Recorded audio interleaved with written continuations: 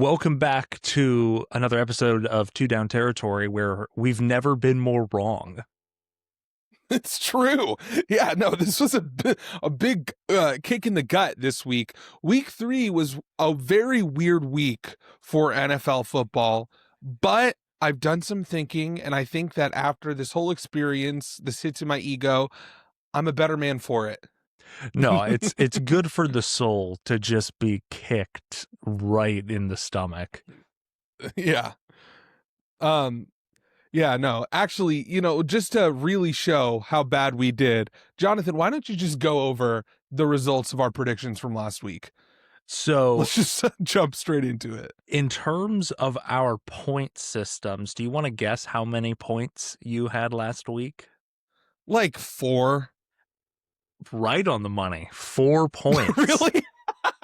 It's never been more over. Now, Dude. for the folks at home, that is weighted by the fact that Adam lost 3 points due to not only the Rams not beating the Eagles, but the Eagles at the end of the game returning the blocked Davis? kick for a touchdown meant that the Rams didn't even cover. Watching that game pissed me off so much because I looked like a genius for like 95% of it. You were going to have such a big lead over me. It was going to be ridiculous. I, on the other hand, in terms of games predicted correctly, I think I had the exact same amount, but I had 11 points because I accurately predicted the upset alert. Now, I didn't predict the outright win, which we'll get into. That it really wasn't even close, but I predicted that the Panthers would at least cover the spread versus the Falcons, giving me a bonus 3 points. And so the total now, neck and neck, despite your massive lead through 2 weeks. I'm at 32 points on the season. Adam is at 34. Oh my gosh, dude. That is just so frustrating. I was watching, dude, how many points did I lose because of either a walk-off field goal or a blocked field goal? A lot. So frustrating. So many. Like, so many. But that being said, I think, and we won't have to get into this right away, but the theme of this episode and the topic, the main part of the discussion is going to be power ratings or rankings, whichever term you prefer, all 32 teams through 3 weeks. And this is one of those weeks that kind of occurred at a perfect time to throw a wrench into what you might have thought the rankings were going to be. And so, which is good because you need to see that variety, through 2 weeks, it felt like a lot of biases were being confirmed and in some cases still are, but this just throws a good little mixture of, oh boy, NFL football any given Sunday. Yeah, I think like there were 2 overall thoughts to this week. The first thought was just that it's hard early in the season, especially at this point where it's like we've seen a few games, but we're still technically like early in the season to make predictions simply because you never know when teams are going to like really figure it out, if that makes sense. When are they going to make it to the point where they can just like play their game plan competently without their own mistakes getting in the way? For sure. The other thing too, and this is why you're right to say that this week I think is the perfect time to do like an early season power ranking, is that I feel like after this week I do have a better sense of not just how good a team is, but also like what is the advantage that they can create within a game. Yes, I think part of what I'm sort of taking away from this week in a lot of different instances is there's some games where it completely changed my perspective of a team, not in terms of like, oh, it wasn't a radical change, but some of these games give you a sense of at least what's the floor of this team? In some instances, what is the ceiling of this team? And you also just get a sense of and this is a recurring thing, not just in this NFL season, but in every NFL season, is you're constantly reminded of the fact that it all comes down to such a slim margin Yeah. that, maybe the division between 1 and 32 is decently big, but the difference between 1 and 10 really isn't. Yeah, and I think that and even I do think that the division between 1 and 32 is a lot closer than we think. Yeah. The one thing that I learned the most from watching NFL in week 3 of the 2025 season is that I need to, when I'm picking my predictions, and really specifically although I don't count the upset alert as an L, I feel like I You that was basically, for the great what most I did. part, yes. In terms of like the mental victory, like come on. I exactly what I expected to happen happened. 2 blocked field goals is not going to be something that I'm really going to be able to predict. That being said, though, I think that it's really important, even if you have a disparity in terms of your power rankings of like 10 positions, let's say, you really have to have a deep and take a step back and look at what are the advantages of this team, what are the advantages of this team. And right now, as we do the power rankings, we're going to have to project. One thing we talked about is that early on in the season is the time you have to project the most, because you still don't know exactly what this team is. And so basically, as the season goes on, when you're doing your power rankings, bias will decrease more and more as you get more objective data. But I think that in terms of, for me personally, when I'm looking at these matchups and even these power rankings, having a better understanding of what are the advantages that can be created and where I think these advantages will show itself is going to be really more, or a lot more important, as opposed to just saying, well, this team is clearly better than this team, Yes. therefore I'm picking them. Yeah. No.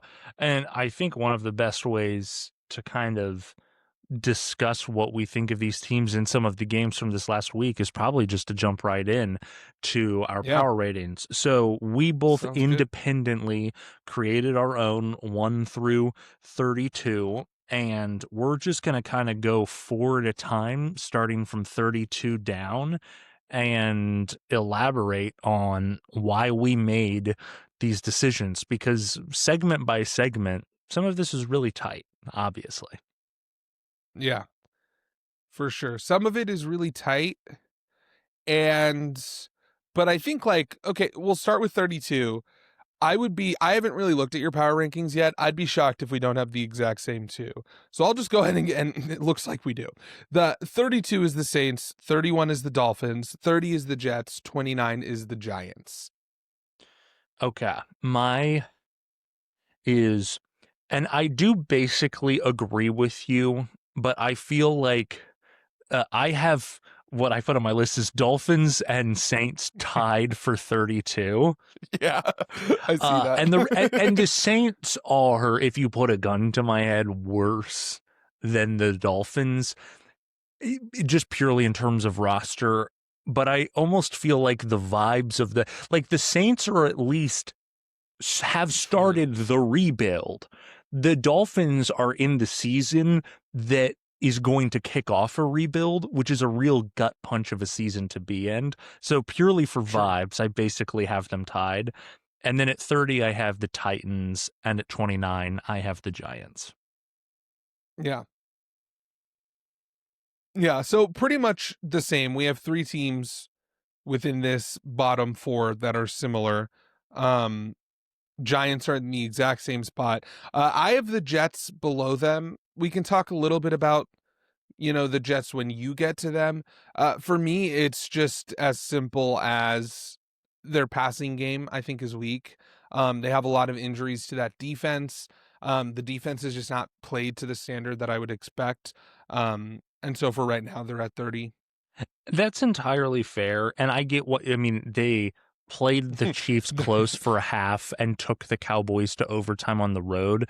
So in that sense, purely results. No, we're talking about the Jets here. No, but I'm saying why I have the Giants okay, behind the Jets, because I don't have the Jets in in this section yet. Yeah. the reason for that is that uh jumping ahead to where I have the Jets right above them at 28. I would Okay. say I just purely trust the coaching of Aaron Glenn more than I do Brian Daboll. I've pretty Mhm. much been like, I was trying to sell myself on Brian Daboll purely for Jackson Dart's sake, but when the margin is that slim, I would say I'd give the roster to the Giants and coaching to the Jets. And based on vibes, the Jets are in a year one rebuild with a new Yeah. coach, and the Giants are at what potentially could be the end of an era, which is weird because you just drafted a quarterback in the first round.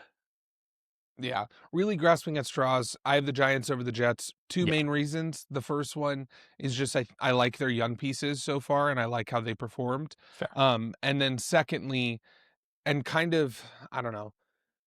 I guess like I've decided to use the fact that Russell Wilson is, which is another piece of news that came out this week, that Russell Wilson is being benched in favor of Jackson Dart as kind of like a positive unknown.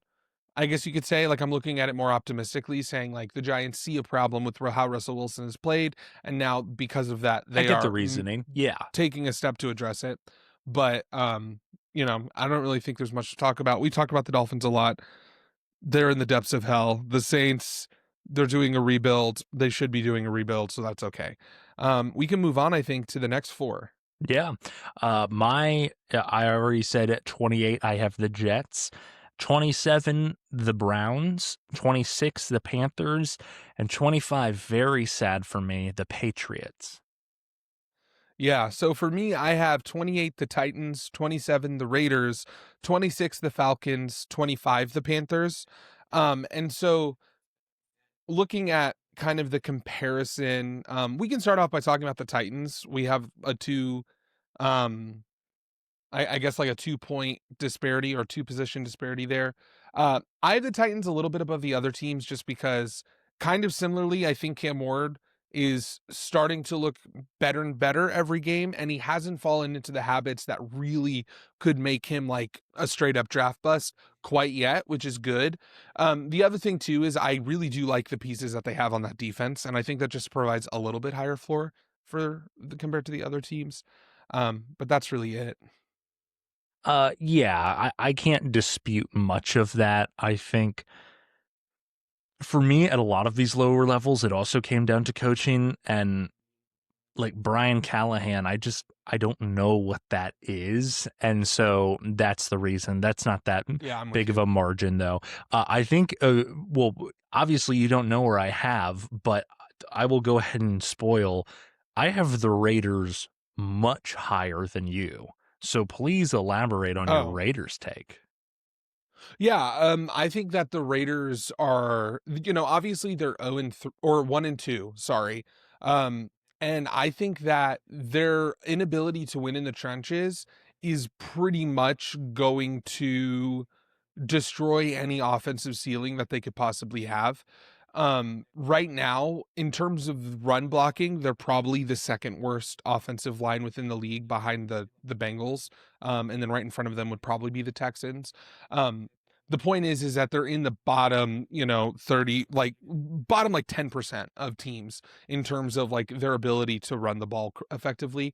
Uh, and I think that when we were looking at them, and like this is one of those things where it's like I was high on the Raiders going into the season because I thought that their offensive line had potential. It simply just hasn't clicked yet. There are other teams where I felt the same way and it took a little bit for it to click. There's also the aspect that they have a decent amount of young pieces on that offensive line. And it's not uncommon for offensive linemen, especially young, first, second year offensive linemen, to just have ups and downs as they establish themselves. And so this is not me saying that I'm down on their overall trajectory and the path that they're on, but rather me saying that if they don't fix this, their offense is really just not going to be able to perform at really any level. Ashton Genty, I think a lot of people are saying that he's not performing well. When you look at the advanced metrics, it's pretty much entirely an offensive line issue. Ashton Genty, I thought his biggest issue is that he has He's definitely had some trouble adjusting to the speed of the game, and that translates with his vision. But there's also a certain aspect where the Raiders just aren't getting any push off the line, and that couldn't have been more true in all of the weeks that we've seen. Um, I don't know if it's true anymore, but after week 2, the Raiders' offensive line was last in terms of how much time before a defender hit the running back. That is a great advanced metric to differentiate between um, in a poor run game, whether or not we should point to the running back or the offensive line. All of the metrics are pointing towards the offensive line. Um, and then if you look at other advanced metrics like yards after contact, broken tackles, those types of things, pretty favorably in Ashton-Genti's direction. And so for that reason, I have the Raiders pretty low, just because I think that this is such an integral piece to their offense and really just their ability to win even against bad teams. And so far, they haven't been able to figure it out at all. Fair. I guess I'll get to my Raiders response when I arrive at them. Sure. I'll go ahead and just talk about the fact that the Patriots have been quite disappointing to me. I don't see the Yeah. energy. I don't see the passion. And I'm not even coming at this in terms of a win-loss where, I really think that they probably potentially should at least be 2-1 right now, if not even 3-0. And beyond the record, it hasn't looked like a Mike Vrabel team. Like, I'm No, not seeing the yeah. passion and the grit and the motivation that I expected to. And so with a combination of both them sitting at 1-2 and also looking very apathetic, I have no choice but to put them at number 25, much lower. And then the Panthers, I'm someone who thinks that the 30-0 Carolina beating Atlanta is much more indicative of the Falcons than the Panthers. That didn't really move the needle that much for me, because the Panthers are a team that has the weaponry to be able to put up 30 points. The problem is that they're just so inconsistent and lackluster week in, week out, with the exception of, once every 5-6 games, that even if I think that they have that latent potential, it's buried so deep down, I can't put them above like 26th. Yeah, no, I'm with you there. The thing that I definitely agree with you of everything that you said is that that game did not impact how I feel about the Panthers. I think you're right in everything you said, but I don't know where you put the Falcons, but I actually have the Falcons in this tier behind the Panthers. The reason why I do at 26 is because that offense in the week 2 and week 3 has looked terrible. And obviously, like, they had a great win against the Vikings. The story of that game was their ability to pressure JJ McCarthy against an offensive line that was incredibly depleted. And so I'm not going to take that away from them. That I'll give them their flowers. That was a defensive victory. I cannot. When we were talking about the Panthers offseason, one of the things that I pointed out is that the Panthers last year had one of the, if not the worst defense in NFL history. They did not get that much better. So the fact that you couldn't score a single point against a defense like that, yeah, is concerning, right? You had multiple turnovers. Michael Penix looked uncomfortable. He didn't look good. They were able to shut down the run game of Bijan Robinson. And there was a part of me that was like, well, this is one of those, weird divisional matchups, yada, yada, yada. I think that this is indicative of a big problem with Michael Penix Jr. And to be clear, if Michael Penix Jr. doesn't perform at least a competent, semi-competent level, the Falcons are not going to be able to be that successful. yeah. And so that's why I have them this low, because I think it could be a situation where they start really, really going backwards quickly. Same thing with the And I'm Raiders. nervous about I'll them. get to my Falcons take when I get to them, because I have them a slight chunk higher, but I don't necessarily disagree with anything you said, but I'll explain when I get to them. Why don't we hit our next 4? Sounds good. Yeah, so at 24, I have the Browns. 23, I have the Bengals. 22, I have the Patriots. And 21, I have the Cowboys. Okay. We're relatively similar. At 24, I have the Cowboys. At 23, I have the Bengals. At 22, I have the Texans. And at 21, Okay. I have the Bears. Yeah. So yeah, honestly, we're right on with the Bengals. Yeah. Same situation. You had the Browns at 27. I have them at 24. I think we should talk about that first. Okay. It's honestly not that big of a difference. It's more just like it's as simple as like their defense has looked really good except for against the Ravens. And so that provides, I think, a higher floor compared to any of these teams. And there's also a certain aspect where it's like the Browns' best player is the best player of any best player of the teams ahead of them. Which, like, when we're talking about such a close margin, I entirely get that that's argument. I entirely get that.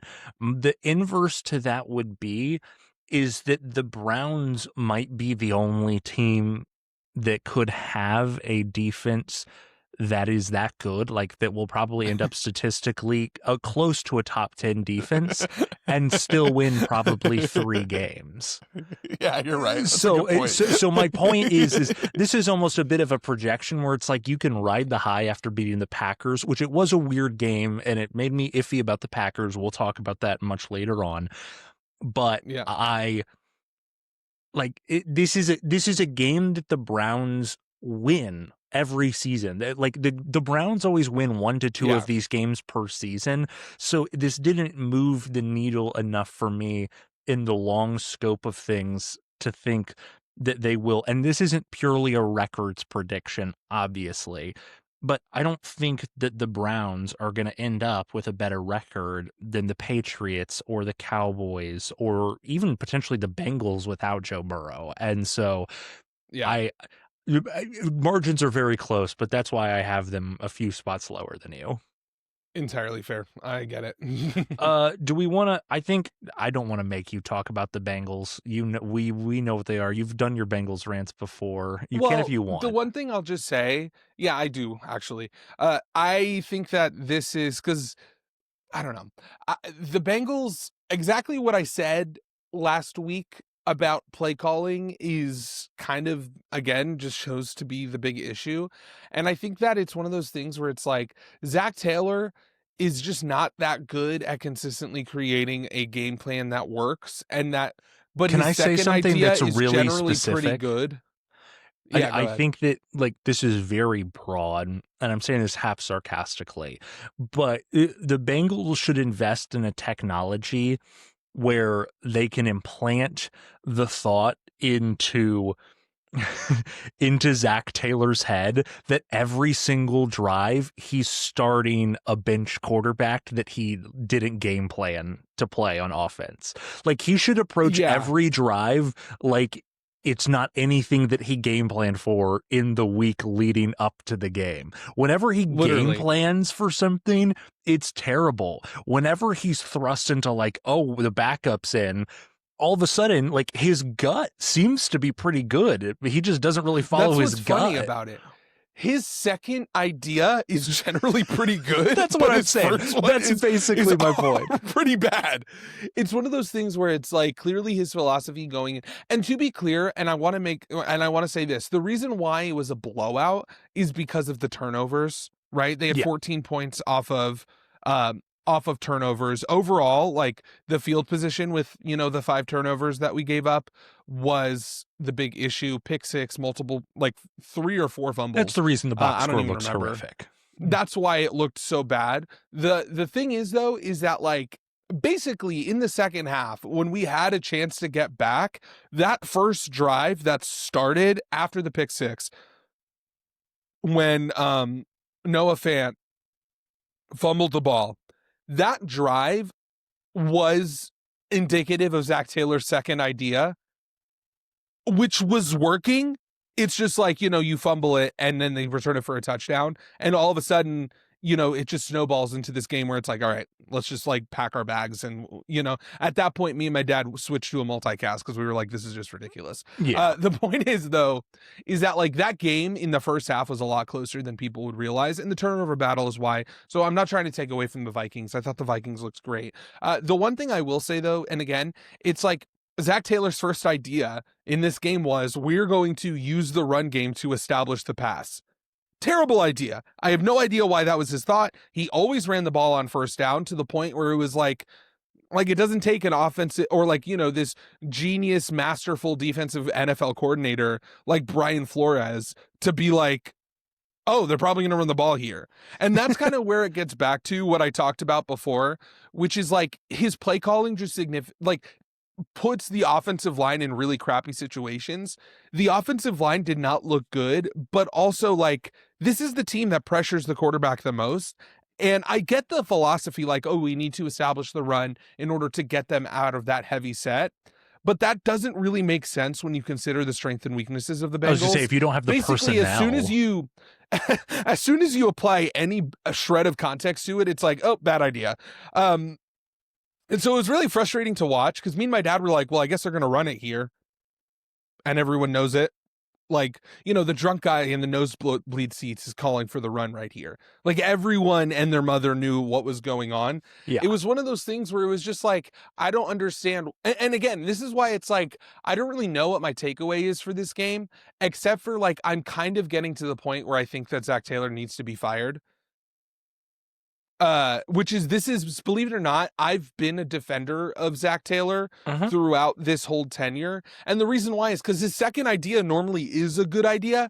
The issue is that when you go 6 seasons where your second idea is a good idea and your first idea is a bad idea, eventually it's like, okay, this is not going to work out, man. So that's kind of where I'm at. I don't think it's going to happen because I do think we are going to get random wins and have some sort of a success like we have in the past. Yeah. Maybe we'll even have a shot at the playoffs.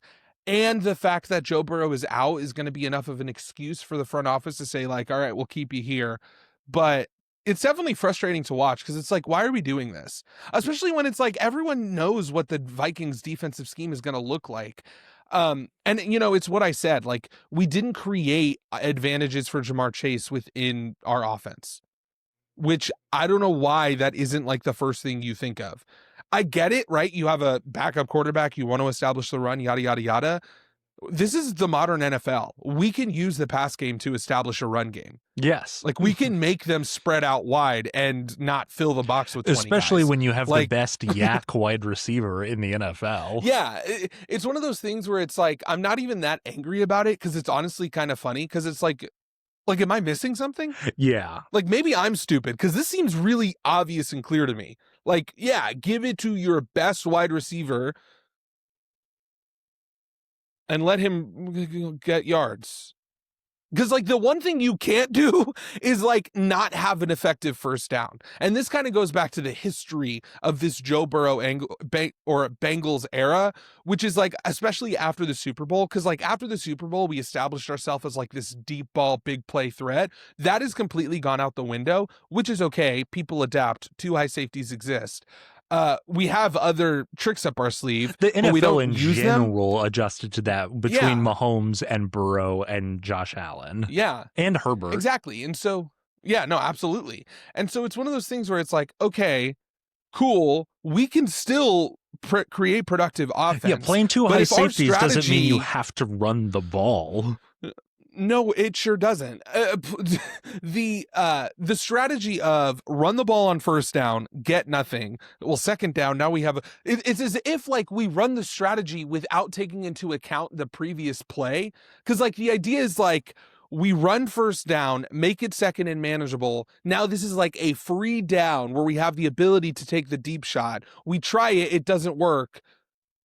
But we still have the third down. But what ends up happening is we run the ball on first down, lose yards. Now it's second and long. Ooh, look, we have this free down, which we actually don't. So we go for the deep shot. It doesn't work. And then the quarterback gets sacked because they're sending 7. Which ironically enough, not in this last week, was my criticism of the Chiefs for the first 2 weeks, was that exact type of Andy Reid-esque where he can get a little bit too into that, where But the difference he is, won't do the stupid thing where he pretends that the first down play didn't happen and then he takes the deep shot on second down. He adjusts at the yeah. very least. Well, and it was so annoying watching the Chiefs game He because it was like, remembers why the can't play we that do happened that? 30 seconds ago.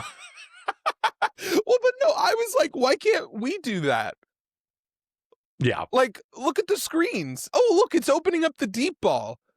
We could do that. We have way better weapons. Tyquan Thornton in and the Hollywood modern Brown NFL, are doing it effectively. with modern like, why can't defensive D. Higgins schemes to protect against the deep ball, the way to establish the deep ball is not to run the ball, it's to do the wide receiver screens and even the running back screens or the crossing and it doesn't even have to routes. be a screen. Like, I've seen Tom Brady make a 28-3 comeback with a slant. Yeah.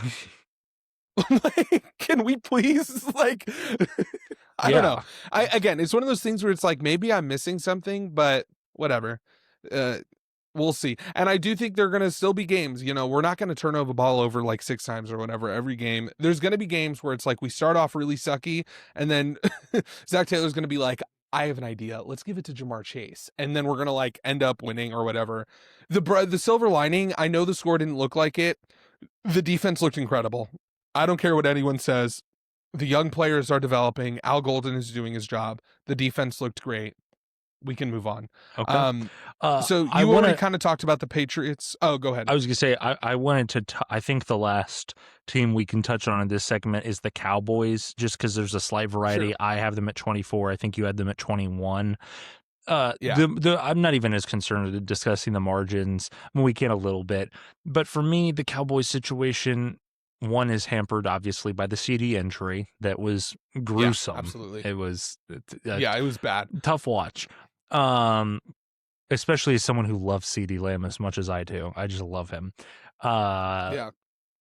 I just think that I do have to factor that in somewhat, which means that if the defense is as bad as it is, and now the offense is down a weapon that is so good that it could have made this team a 500 team or adjacent, like battling for the difference between 9-8 or 8-9 or something like that.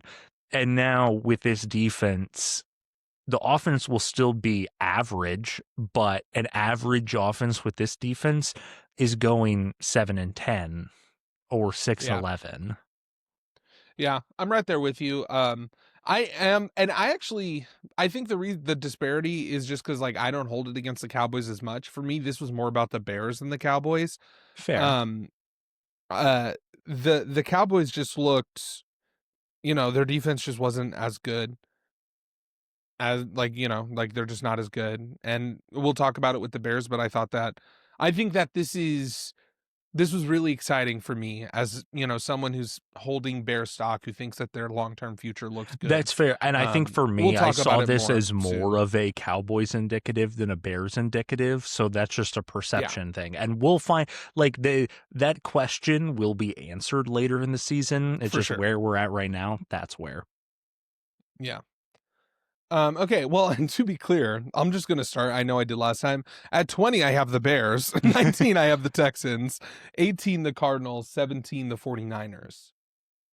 Okay, so this is where we get fun compared to teams that you've had before. At 20, I have the Falcons. At 19, I have the Raiders. Oh, okay. Wow. At 18, I have the Broncos. And at 17, I have the Steelers. Oh. Okay. You're processing that. Yeah. You want to talk about the Bears since we were just talking about the Cowboys? Sure. Yeah. You were real simply. You were like offended by that. Yeah, I was definitely taken back a little bit. Okay, so Bears, really it's as simple as I think that with CeeDee Lamb, this is obviously a closer game, right? Like, so as far as like the Bears defense, like they're missing Jalen Johnson. I think they're potentially average, as a defense, whatever. The biggest thing that I saw is a Caleb Williams that was able to execute an offense. 100%. That's it. right? Just for context, This remember, is, I had and them at this is 21. You have them at 20. right, We're right in the exactly. same So area. this is, and so by the way, this is not me to you. This is me saying the path that Caleb Williams has been on is kind of exactly what I expected when I picked them as my biggest riser throughout the season, which is like, it's not going to look pretty in the first few weeks, right? It's just not. It's going to take time for Ben Johnson to establish that scheme, for Caleb Williams, and really the biggest thing is for Caleb Williams to, you know, get rid of the terrible habits that he, I guess you could say, were exposed within his rookie season. It's one of those things where it's like his rookie season, you take a quarterback with his archetype and put him in that scenario, every single quarterback is going to fall into the all of the habits that will make you a bust. I actually think that last year, his rookie season, considering the context, showed a lot of promise, which is why I was kind of high on him. Because, like, it should have been worse. For most people, it would have been. What I saw was a Caleb Williams who looked comfortable in an offense that is a very smart scheme. We talked about Ben Johnson a lot on this podcast. He has a great scheme. Caleb Williams was able to execute it. This is not to say that Caleb Williams now is going to start doing that consistently. I wouldn't be shocked if next week he falls back into those bad habits. What I want for Caleb Williams in this season is somewhere between, you know, half of the season to a quarter of the season of just competent quarterback play within a scheme that makes sense. And then next year is when we can really start seeing his imprint on this offense. Yeah. Right now, throw it to the open guy accurately and we'll be good. Yeah. And so I saw him do that for 4 quarters. That's awesome. I'm right there with you. I don't have anything to add. I agree with that. Let's go ahead and talk about the Falcons, who I have at 20, and you had it, what, 27, 26? 26, yeah. 26. The reason I have them so much higher is that, yes, they looked horrendous. The Falcons are one of those teams, though, where it will look different week to week, and I'm not going to hold 1 week against them. Let's be clear. I'm not saying the Falcons are good. I'm not saying the Falcons are making the playoffs. In fact, they definitively aren't. I would be shocked. I tried to research this. Like, you have to pay a lot of money to be able to search databases for something this specific, and I wasn't going to do that. I would We'll doubt do that when we get sponsored. Exactly. I don't think a team in the NFL's history has ever made the playoffs, at least in this century, after losing by 30 plus points in the regular season. So I can, which is what they did. So I can definitively rule them out. At the same time, though, and again, I keep on saying this because it isn't, but also just at a certain point, I do have to factor it in projection. I still think the Falcons will probably end up with a better record than everyone they're ahead of, except for maybe Chicago.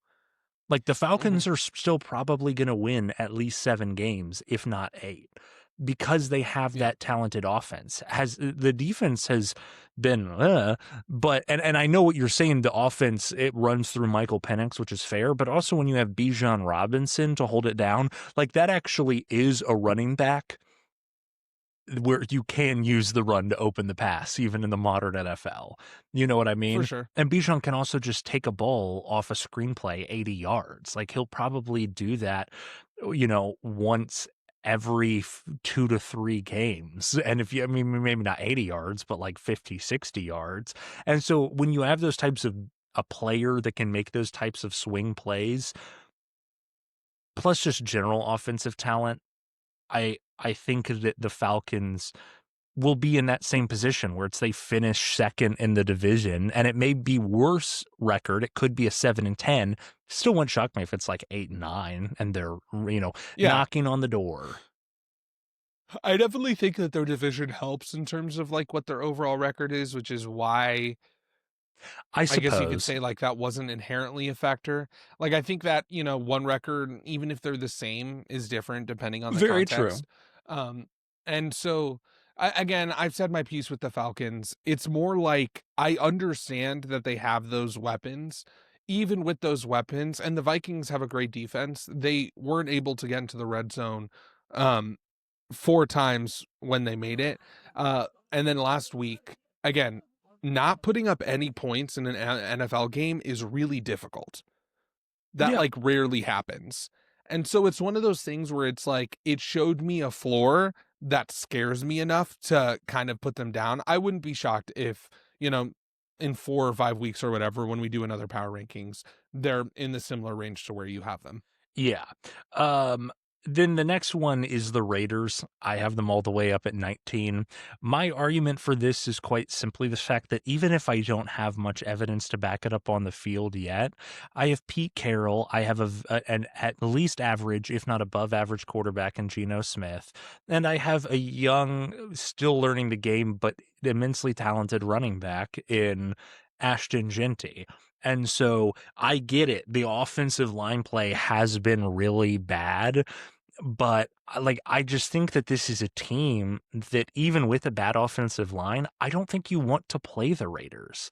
I really don't. Yeah. Like there are some games where you can come out and punch them in the mouth from the beginning and they're staggered and they just can't do much.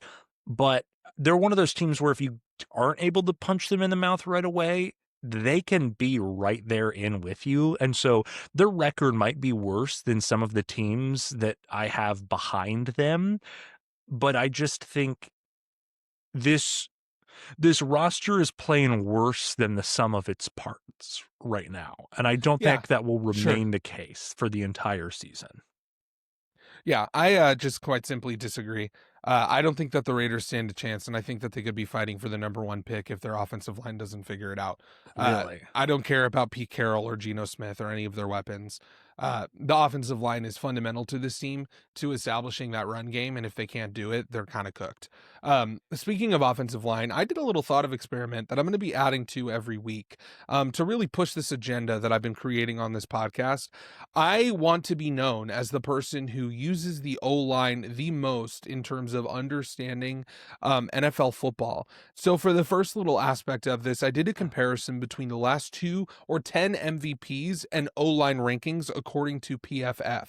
Because I was having a conversation with my brother-in-law and I was like, I bet most, if not all of the last 10 MVP quarterbacks had a top 5 offensive line according to PFF rankings. And here's what I found. In 2024, Josh Allen won MVP. His offensive line was ranked 5th by the end of the year. Lamar Jackson won in 2023, and his offensive line was ranked 4th. Patrick Mahomes won in 22. His offensive line was ranked 3rd.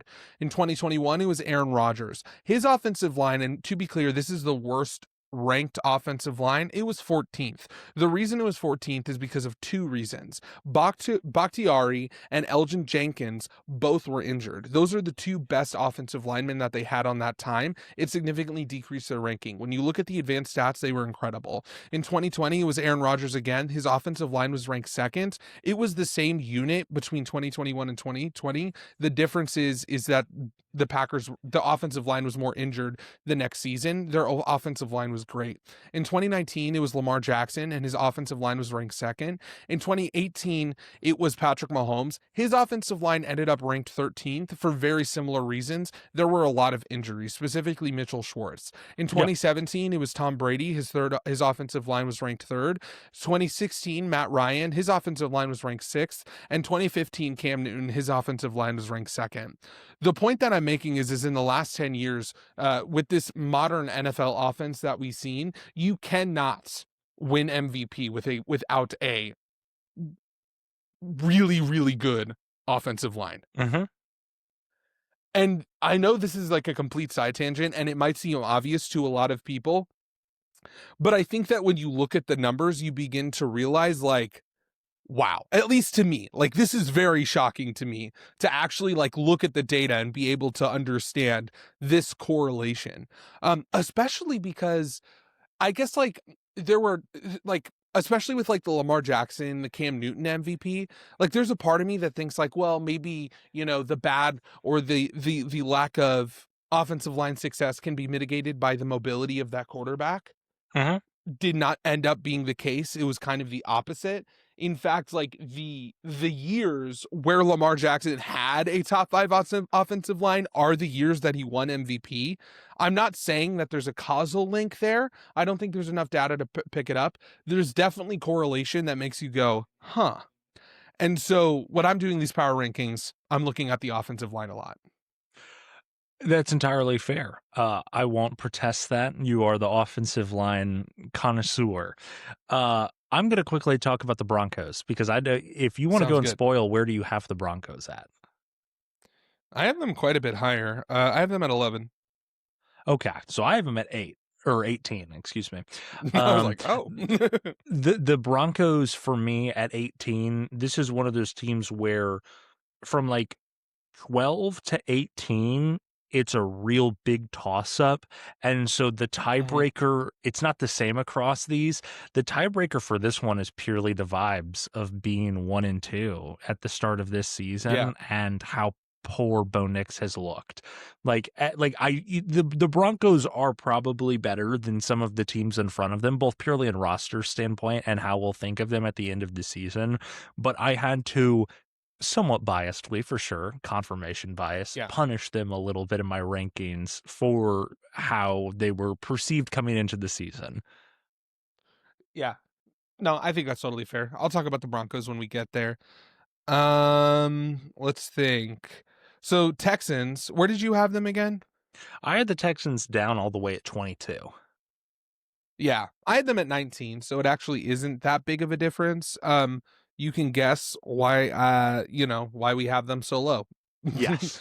I think the only reason I have them higher is just because I think that defense provides a floor. True. That Jaguars game, it couldn't have been, everything that we've been saying. I can't believe how right we were to point out the flaws of the Texans offensive line and how impactful that's been. Yeah. In the early part of this season. Jacksonville is I know the Colts are technically the leaders in that division, but after the Jaguars get a win over the Texans, they have to feel like really they're in the driver's seat for that division. Yeah. Yeah, I definitely think so. It's one of those things too where it's like, to be honest, that game shouldn't have been as close. I thought Liam Cohen created an incredible scheme. They have really struggled with wide receiver drops, and if those clean up, which I feel like they should, that's a stat that has a lot of variability. The Jaguars win pretty handily, and so it's definitely worrisome for the Texans. Well, if you want to give me your 16 through 13. Yeah, sounds good. 16, I have the Jaguars. 15, I have the Steelers. 14, I have the Seahawks. 13, I have the Vikings. Okay. I have 16, the Vikings. 15, the Jaguars. 14, the Seahawks, and 13, the Colts. Yeah, so it's actually kind of funny because, wow, we're really in sync here. Yes, we are. Right, with in very terms little of, because you have the Steelers at 17, right? That's the biggest difference. Yeah. So pretty similar. We talked about the Jaguars. They have a lot of turnovers. The Bengals game definitely adds to that. I think that their defense, though, has performed really well. And then I think that Liam Cohen is doing what Liam Cohen does best and putting his players in a position to succeed. Once they start taking those opportunities, they're going to be a really solid squad. Yeah, the Vikings for me is just a projection somewhat based upon the injuries, which I get to a sense is unfair, but it's also like those are going to catch up. The Bengals game that they had was not indicative of how tough that outlook is for them. Yeah. And so go ahead. Well, I don't want ill will on anyone. But when I picked the Bengals to win, I was assuming injuries. Pretty much everyone is back, and it was kind of annoying, to be honest, when I was looking at it. Andrew Van Ginkel is back. Harrison Smith made his return. Darashaw is back. They're still missing some pieces on the offensive line. I'm not sure if Ryan Kelly played, but I think Will Fries was back. No, Jeff Okuda played, and it I was like, so like I think that the Vikings showed a lot of promise. That's fair. I'm just kind of residually concerned about that because some pieces I are get that still out, and I'm just 100%. concerned about a defense that could be potentially thin and at risk of injury when you're dealing with an offense that is either uh starting JJ McCarthy or is forced to start whoever is backing up JJ McCarthy. Carson Wentz, who Yeah, looked okay. looked fine. Um, Next, well, we can talk about the Seahawks. We both have them at 14. Yeah, the Seahawks, I just think that defense is really, really good. I get it. They beat up the Saints. That's not really changing anything of my perception. But No. through 3 weeks, I'm getting confirmation, that Mike McDonald is a very fantastic defensive head coach. And Yes. and even though it was the Saints, I believe this was the most points that anyone this season has put on the Saints. So it's not that high of a ceiling, but it's like the offense looked good. It wasn't that they looked Yeah. good for having played the Saints. Like they did just look good. Yeah, and I think that Sam Darnold has definitely played better than I expected. We'll see how that goes on. I think technically he's like the highest rated quarterback according to PFF. I don't really put much stock into that, obviously. Um, I think though that the biggest surprise for me with the Saints is just, I guess you could say, the enough competence on the offensive line to be able to allow players like Jackson Smith and Jigba, for example, to break out. Yeah. And so, which we have to talk about, right? Jackson Smith as Jigba has been incredible.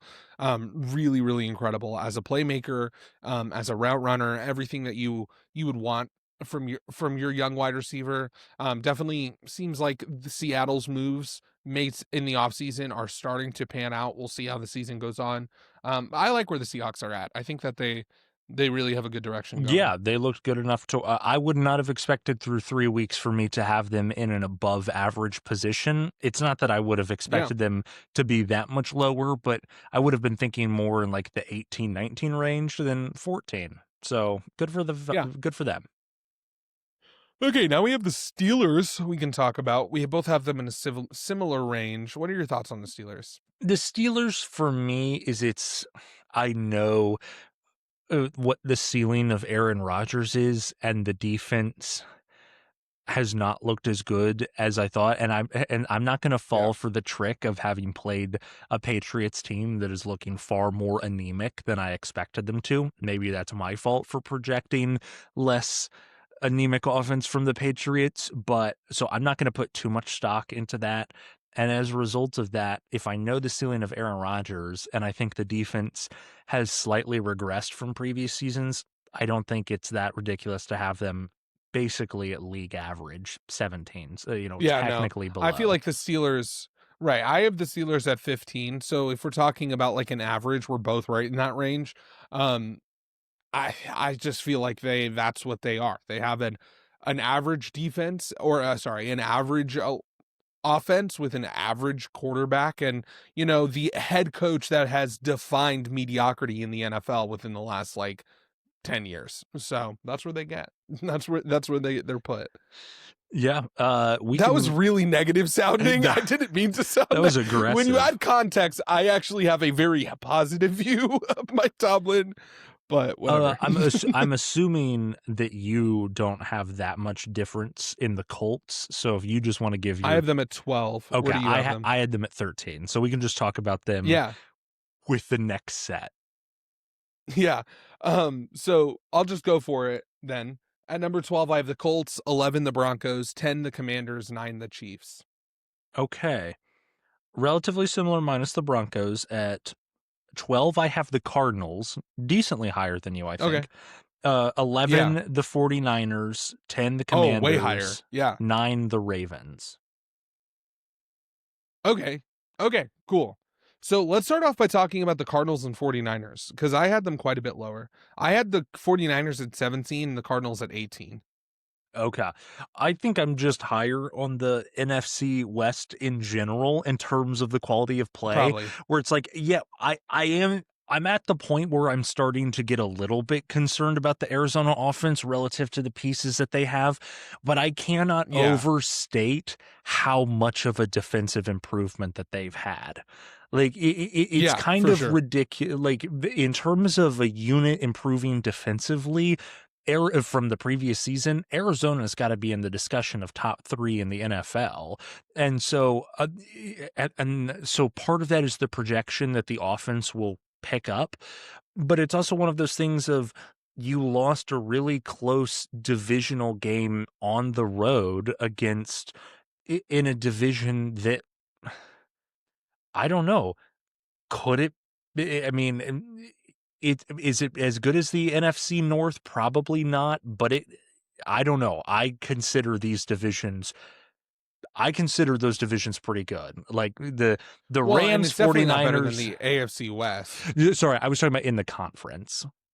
Oh, okay, cool. Cool. Yes. Yeah, no, I think that's fair. It's definitely close. For me, I just have them.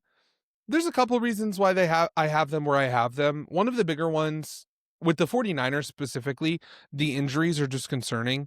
And this is not normally I don't use injuries for this type of thing just because I think like I don't know, I Wait, guess like so just to it's be not clear, like a I was talking sustainable. about the Cardinals. You're now talking about the 49ers? Oh, okay, no, I'll talk about I was kind of just going to talk about Okay, both no, of them. sorry. I just want to make Um sure there wasn't confusion on my end. No, you're good. So as far as the 49ers go, I have them back because of injuries, and it's really just because like the last like 2 to 3 years, like they've just seemed to be cursed.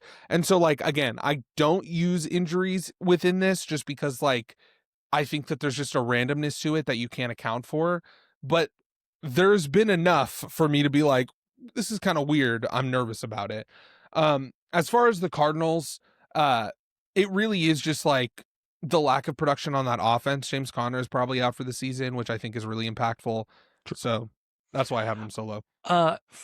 To talk about the 49ers, yeah, the injury problem is scary per usual with them, but they're also 2-0 with Mac Jones starting as their quarterback. True. And so for me, it's kind of one To of be those clear, they things. beat the Saints, but whatever. Fair, but then the Cardinals, who I consider, I think quite highly of. Yeah, I mean, I think the I'm with you. 49ers being 3-0, playing 2 games with their backup quarterback, and now sitting in a very early through 3 weeks, but an advantageous spot in the division. They're the only undefeated team, and they've got a good divisional win over Arizona. I I I mean, 11's pretty high. I get it, but at the same time, I've liked what I've seen Totally out of fair. this team. Yeah, I think that the biggest difference between me and the Cardinals, or no, me and the Cardinals, you and I related to the Cardinals, is just that the way I have not been, especially in the offseason, as high on the Cardinals as you have.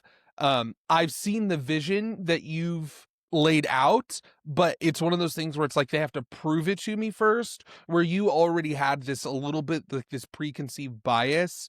If that, which is not bad. Like I think, like I when guess most the layer contexts of when you use nuance that bias, I it's would bad, but add it's on not to bad. that is that, like I said earlier, where it's the offense has been disappointing, but I cannot overstate how impressed I am by the defensive True, improvement, that I'm right? just baking in that the offense will catch up at some point.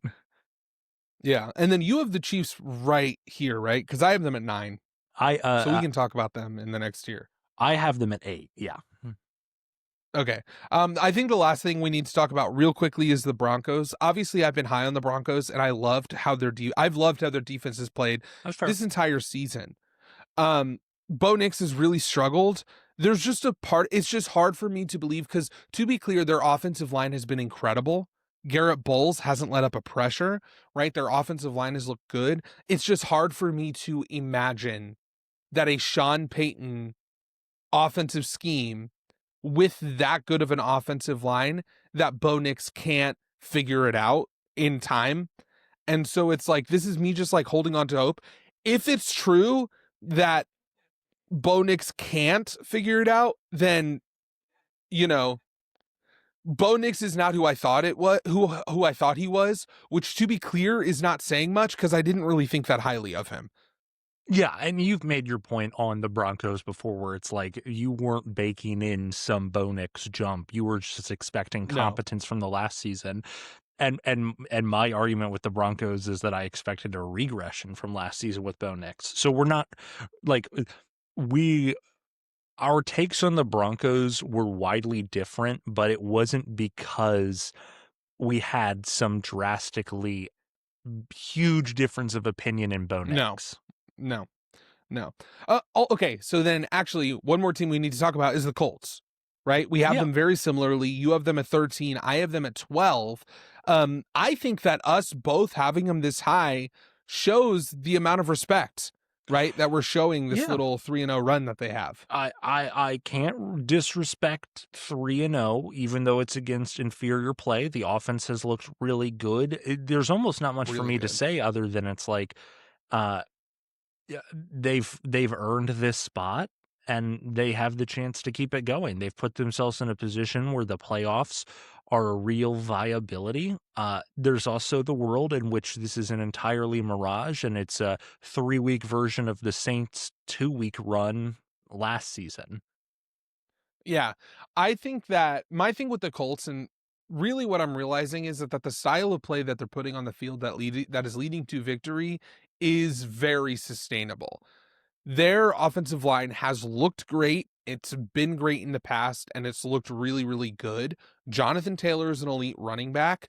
When you have an offensive line like that, and Jonathan Taylor, and a running back like Jonathan Taylor, Michael I just think Pittman's a that good opens up. security blanket. Yeah. Right. He is. Alec Pierce is a great deep ball threat. Josh Downs, really, really shifty, good after good after the catch. They have Adonai Mitchell too, who they can just kind of throw in there. Tyler Warren has looked awesome. Last week was kind of his worst week, but he's looked like a really great security blanket. And I think that all of that leads to me saying that. I think that, and it's honestly very similar to what I was saying with the Broncos, where it's like Daniel Jones doesn't have to do much in order for that offense to succeed because how well everything opens up. Shane Steichen has also done an I'm pro incredible Shane job. Steichen. I'm very pro Shane Right. Steichen. He's done an incredible job giving Daniel Jones security blankets, specifically against the blitz. He does a great job at timing the motions within the plays to basically show what the defense is doing but not giving enough time for the defense to adjust to the fact that now the offense know what he's doing. And, Daniel Jones is a veteran quarterback that can diagnose defenses. And so you add those things together and it makes sense. Daniel Jones, the biggest reason why Daniel Jones is succeeding is not because like the errant balls and the lack of accuracy isn't showing up on film, because to be clear, it is. It's because his numbers against pressure situations is significantly higher. And the reason why is because Shane Steichen is putting his player and his quarterback in a position to succeed. And I think that this shows two things. The first one is that, again, with a good offensive line, decent weapons, and a good run game, that a lot of quarterbacks can succeed in these types of situations. The second thing is that Anthony Richardson is a lot worse than I thought. Because Yeah. this is not that much different, other than like the Jonathan Taylor injuries, yeah. to be fair. Like, it's crazy. Their offense is not that much different. The fact that he had a 47% completion percentage when, like, given the state of the offense is insane. But anyway, we can move on. I've talked about the defense. I like Lou Anarumo. I like the veteran pieces they have in their secondary. Good defensive line pieces. I think that they can follow that similar mold that the Bengals have followed in the past with Lou Anarumo when they had guys like Mike Hilton, Jesse Bates, Von Bell, those types of guys, like veteran, good, solid quarterbacks where it's like great adjustments at halftime, opportune turnovers, right? That's been, Cam Bynum is perfect for that. I just think that they can follow that mold. And when you have an offense that's so fluid and so, I guess, really just really good, like, just to be clear, incredible. I think that is sustainable enough in a weak division that they can definitely make a playoff run. Fair enough. There we go. High praise. I'm curious, do you want to go ahead and talk about Baltimore? I'm assuming you have them in your next slot. I have I've them at 9. yeah, I have them in my next spot, Okay. so we can talk about them there. Why don't we talk about them there? Okay. In that I'll case, you want to move on to your top 8? yeah. So my 8 through 5. At 8, I have the Chiefs, where you had them at 9. We'll talk about it. At 7, I have the Rams. At 6, I have the Packers, and at 5, I have the Buccaneers. Yeah, so at 8 I have the Rams, 7 I have the Lions, 6 I have the Packers, 5 I have the Ravens. Okay. Um, let's go ahead and talk about Baltimore. You have them at 5. I have them at Sounds good. 9. I think when you're Yeah. talking about top 10 teams, that's a decently big difference. So, Yeah. I'll lay out my case in simple terms. Lamar Okay. Jackson is at worst the third best quarterback in the NFL, and if I wake up on the right side of the bed, I'd call him second. In the regular season, he may be the best. Yes. The worst defense in the NFL this season has been, through 3 weeks, the Miami Dolphins, giving up 32.3 points per game. The Ravens are 31st, giving up 32 points per game. I just like this team is good enough with Lamar Jackson. They'll probably still win the division, but all of a sudden the AFC North looks a lot weaker, so that means a lot less to me. And I'm just quite concerned about the defense. That like this team is clearly talented enough to easily would be in a top 5 spot, probably on the further end of it at like 5, where you have them. But through 3 weeks, it's looking like they're going to have to win shootouts to beat any good teams. And so I have to put them on the outskirts of my top 10 rather than the outskirts of my top 5. Yeah, it's funny because, like, I did like, before this, I probably would have put the Ravens at 2, to be clear. But after the Lions loss, this is me accounting for that by dropping them 3 spots to number 5. I'm actually not really worried about the defense that much, for a few reasons. The first one is that you have to understand that the 2 opponents that they went against, being the Lions and the Bills, have been probably arguably the 2 best offenses within the league outside of the Ravens potentially. Um, and so that's important to understand. And I know that, like, obviously, like, it's an early season, right? Maybe part of the reason why is because they are playing the Ravens defense, right? You can have that discussion. But I also think there's an aspect where it's like last year, they were also 2 of the top, 5 offenses within the league. And so, like, it makes sense that that trend would progress, given everything that we've talked about. The biggest thing that was a little bit worrisome to me with the Ravens, which I don't think is going to continue. One, obviously, we have to talk about the Derrick Henry turnovers, 3 fumbles in 3 games. That's what really made this game look worse than it actually was. True. And then the second thing is the 7 sacks that Lamar Jackson took. I think that Lamar Jackson is starting to. It's interesting because if you look at his career, his willingness to run the ball has decreased every year. And Yeah. this is now we've kind of reached a point where it's like you should run the ball in those situations. Pretty much every sack was a sack behind him, right? Where guys were just catching up. And it's like he just needs to be willing, the Lions defense, give them credit, did a great job in coverage. He just needed to take off more. That's true. And I think that he knows that, and I think he's going to figure that out. Derrick Henry needs to hold onto the ball more. Outside of that, he's been great. And so those things I think are going to return to normalcy. And I just trust the roster of that defense. We'll have to see, but I'm still relatively high. These are not on the my Ravens. permanent rankings as to my predictions where it'll end up as the season. Yeah. My guess is within 3-4 weeks they'll be back very close to my top 5, if not within it. But I did have to punish them for how rough it's been through the first 3 weeks. Yeah, and then we can talk about. I see that you have obviously the Lions in the next year, so we can talk about them there. I have the Rams at 8. You have them at 7. Mhm. What are your thoughts on the Rams? It's the perpetual. You hold your breath every time Matthew Stafford throws the football, but until that fated moment happens, they're easily and comfortably within the top 10. Yeah, young, scrappy defense, really solid quarterback play, um, decent offensive line, and great weapons, right? Puka Nacua has looked great. They were in control of that game.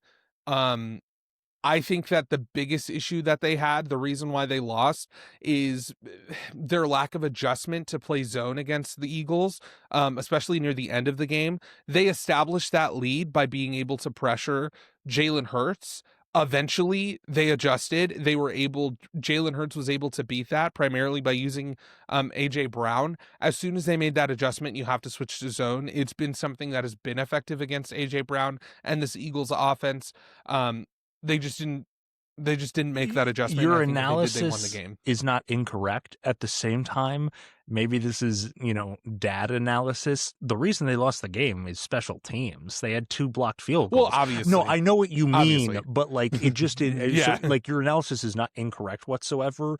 But just purely like the reason that the Rams are not 3-0 right now and having beaten the defending champions for the first time this season is they had 2 blocked field goals. And so like the yeah, Rams are good. sure, They're a good yeah, team. but it's also one of those situations where it's like the reason why they were in a position when they had like a 3-possession lead Yeah.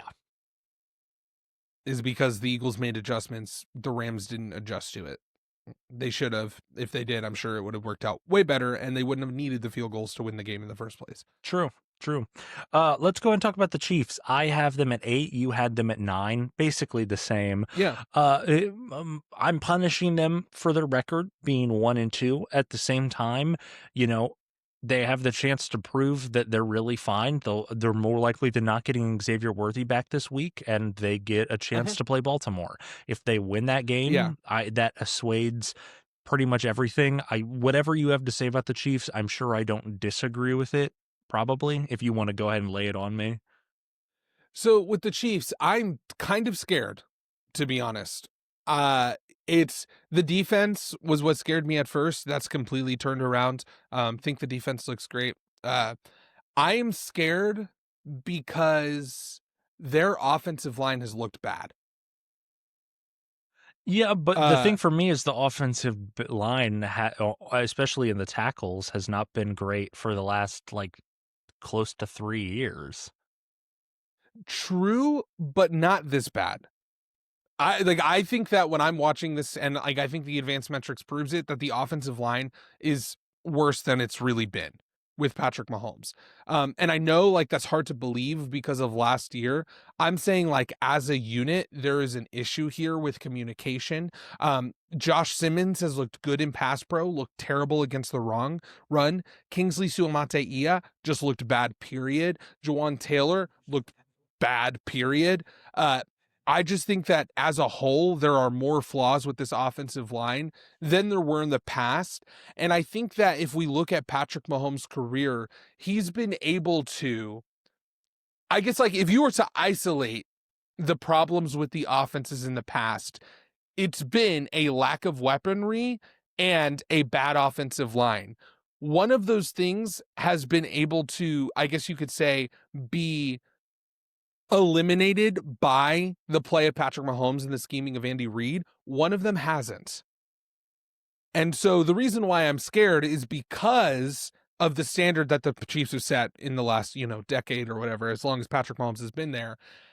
I'm nervous that they're going to fall short of that standard because their offensive line has just not looked good.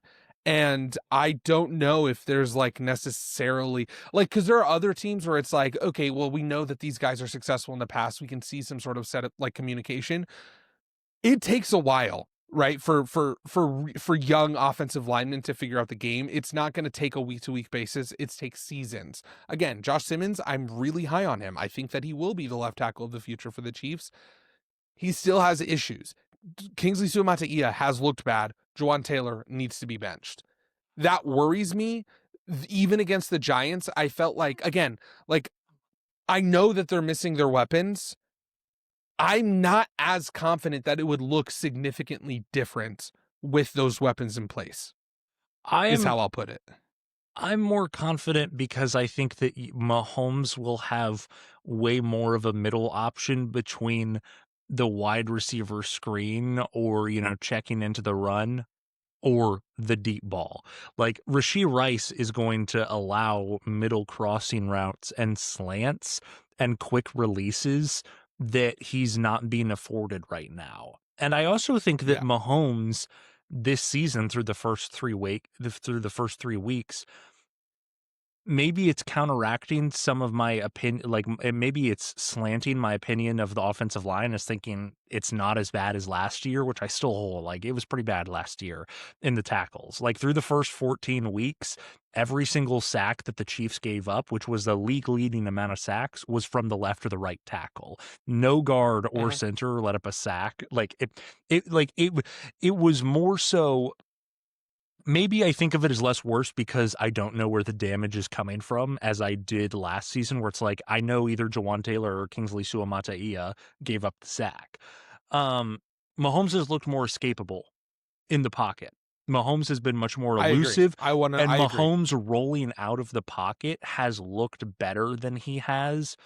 than he certainly did last season, and so that's probably And masking some that's of kind of it. my no, that's exactly what my response is that Mahomes has looked better in terms of his pocket presence compared to last year.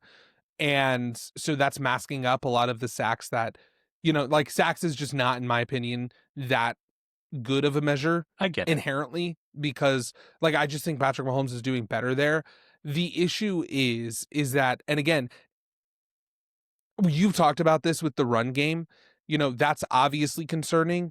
And then like I understand, right? You get Rashee Rice back, obviously that's going to be impactful.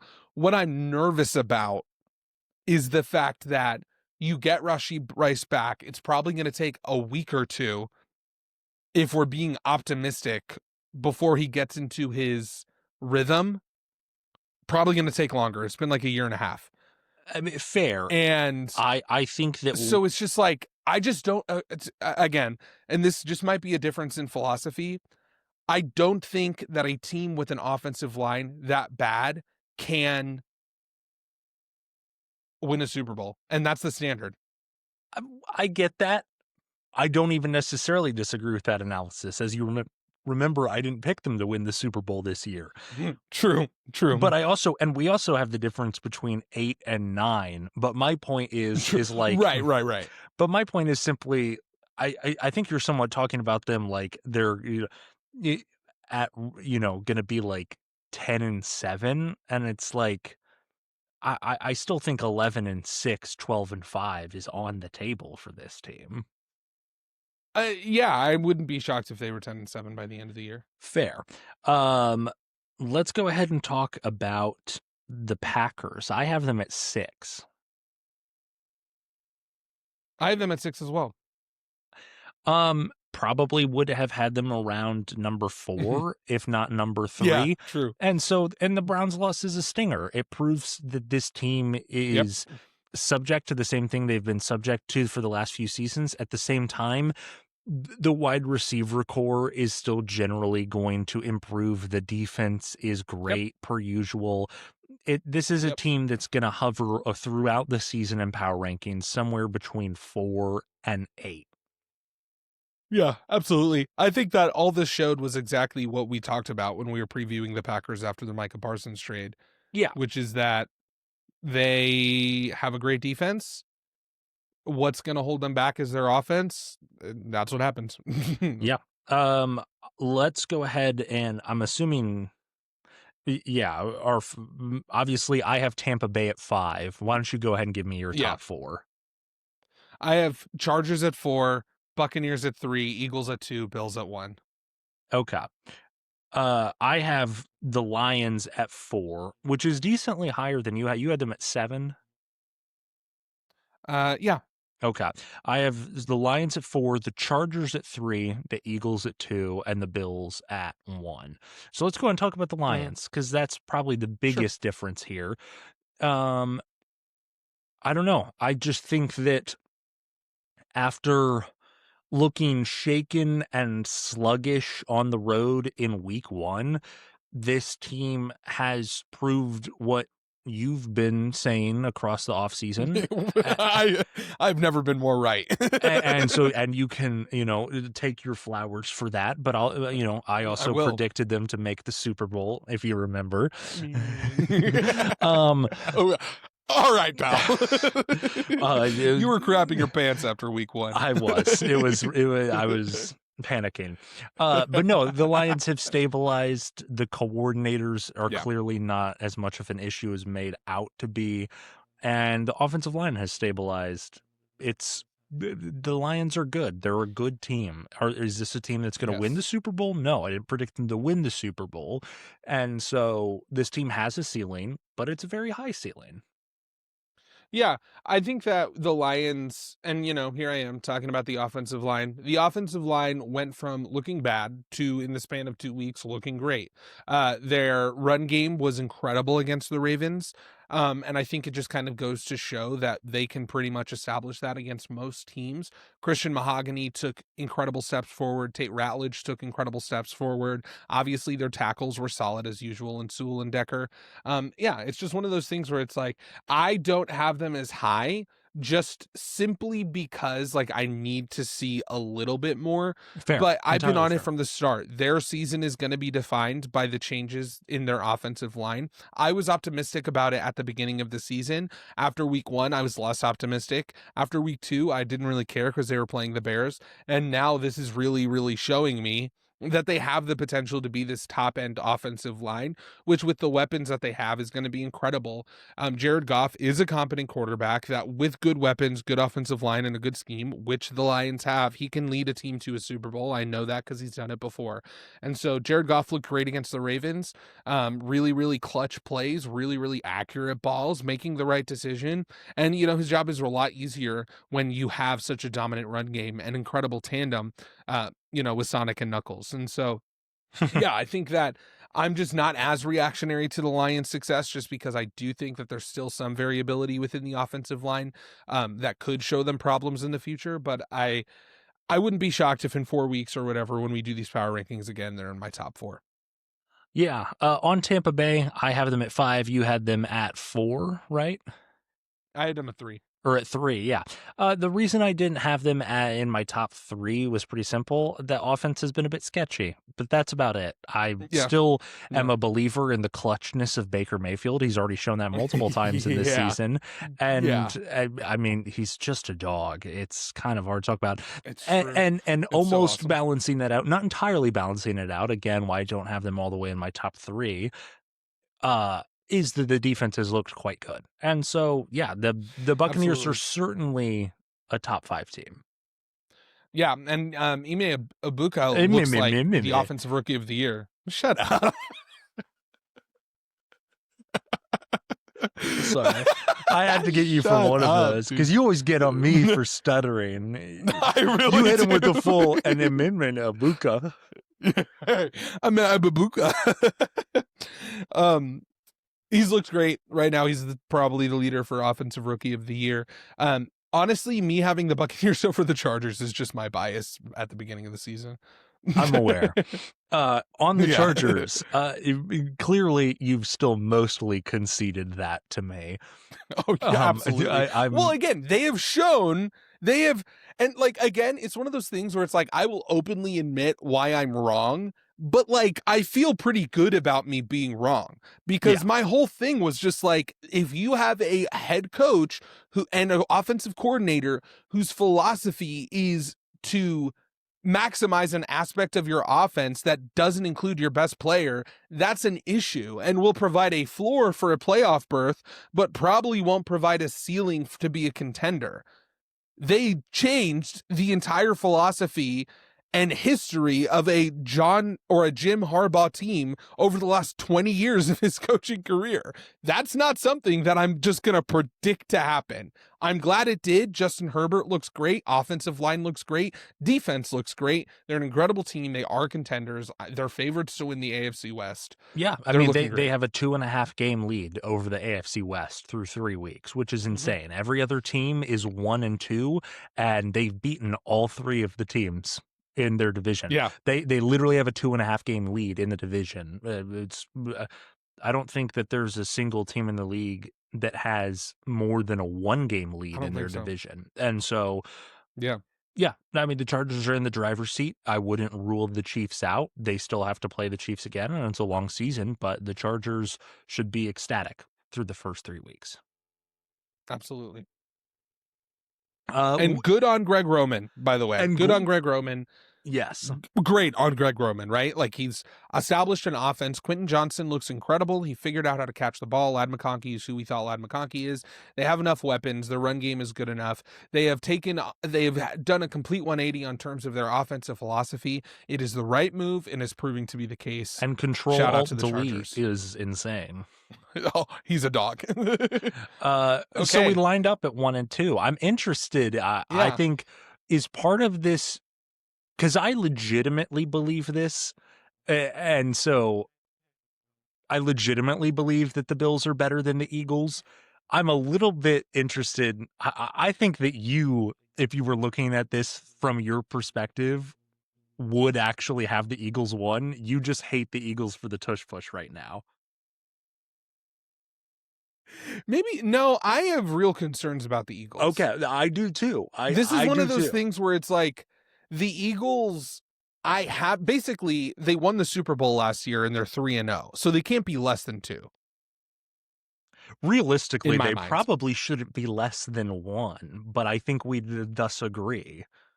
Sorry, like yes, the tush push is pissing me off by a lot, right? I'm getting the same feelings I got whenever Juwan Taylor, like the whole controversy with him like lining up in the backfield, right? Where it's just like, yeah, that's like, it's not so frustrating nearly to as watch. much of a rule break as what the tush push is. The tush push is literally Maybe illegal, in terms of like every single time. Impact.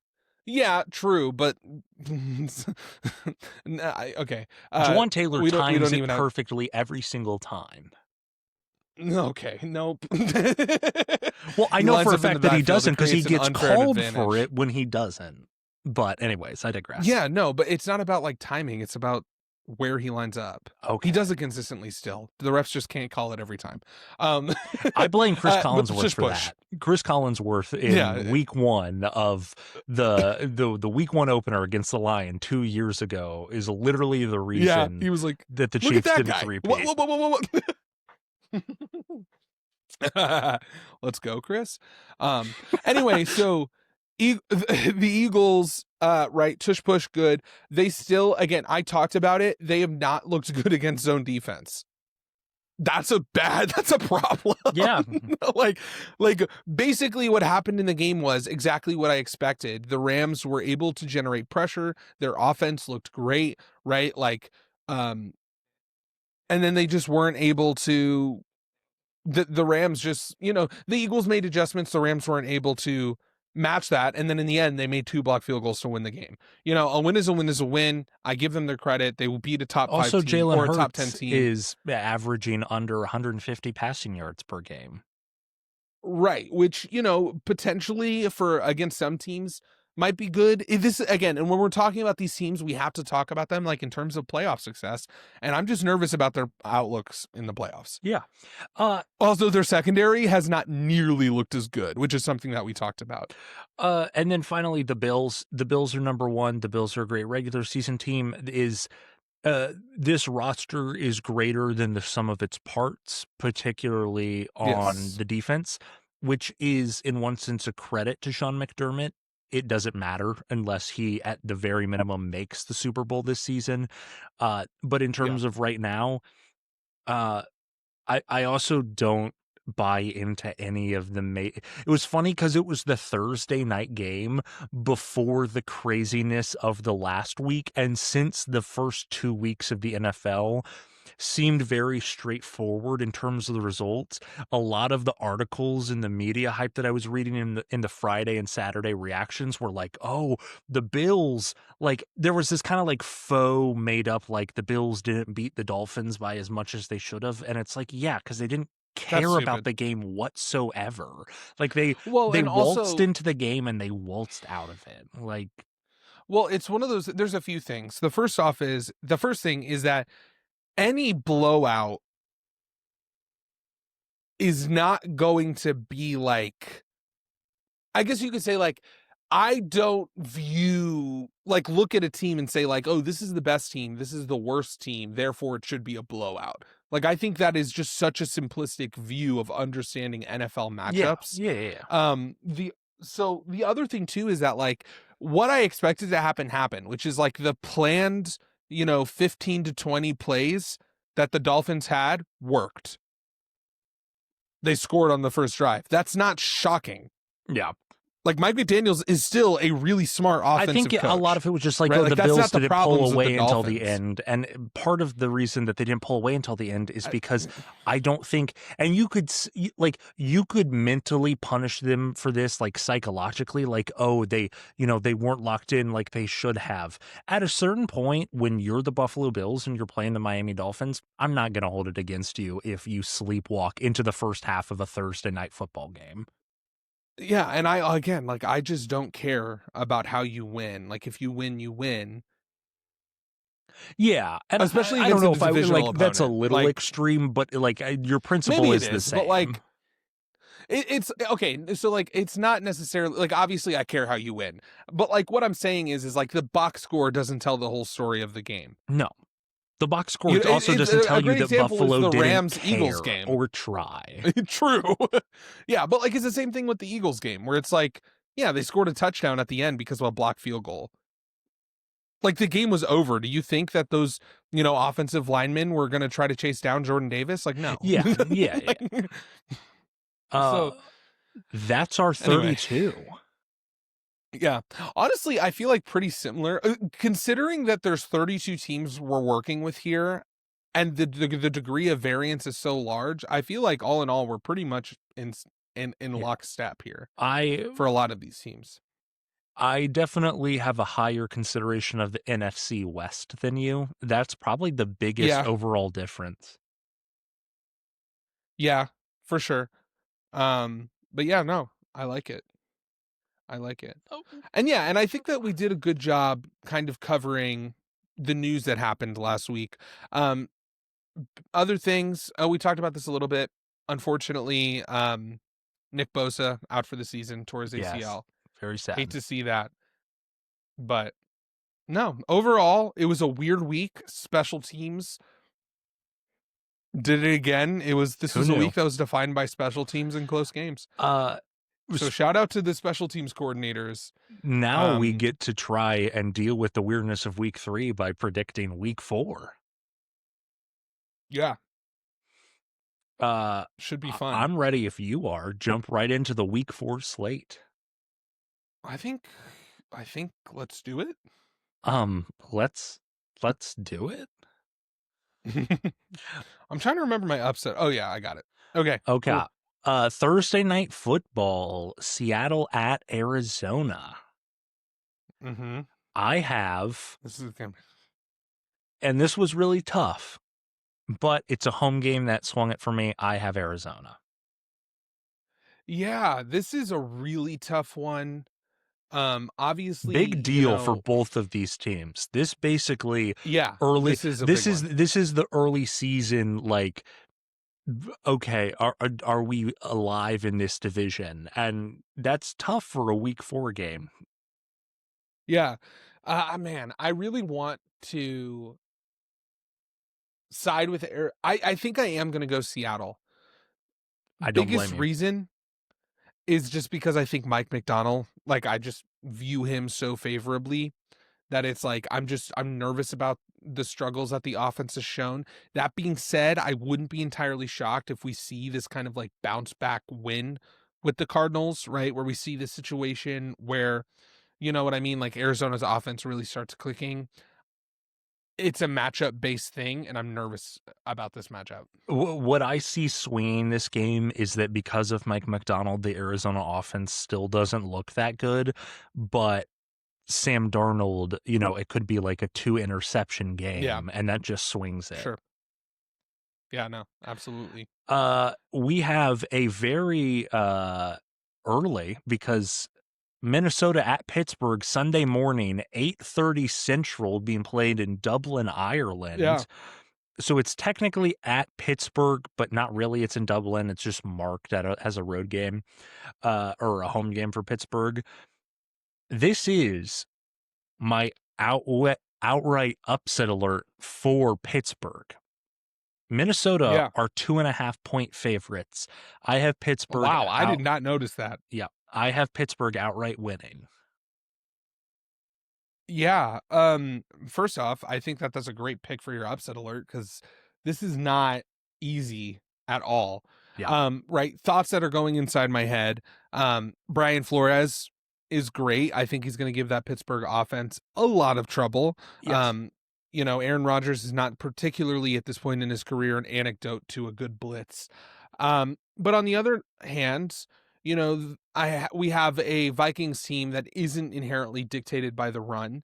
And that makes me nervous, right? Carson Wentz is not, I think I am going to go man, this is tough.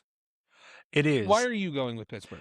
The reason I went with Pittsburgh is because, like, I'm throwing Carson Wentz into an international game played in Dublin, Ireland at 8:30 in the morning, continental United States. Like, I get that that's simplistic, and I do think, like, Pittsburgh is a better team than Minnesota.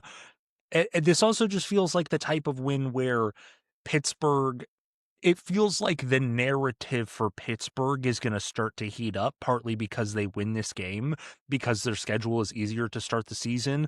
Like, I think the Pittsburgh season is going to go very similar to last season. The style's going to look different between Russell Wilson and Aaron Rodgers. But, like, they're gonna, be 3 games above 500 halfway through the season. This is one of the games that puts them there, and then it'll taper off at the end. But this is the type of game that Pittsburgh wins. Yeah. No, I think I'm with you. I just think that it's going to be a defensive matchup, and I just trust Aaron Rodgers more than Carson Wentz. Yeah. So I'm going Steelers too. Okay, next. This is a good matchup. Eagles, Buccaneers. Very good. I have Philadelphia losing their first game in, like, nearly 400 days. Tampa Bay wins this one. Wow.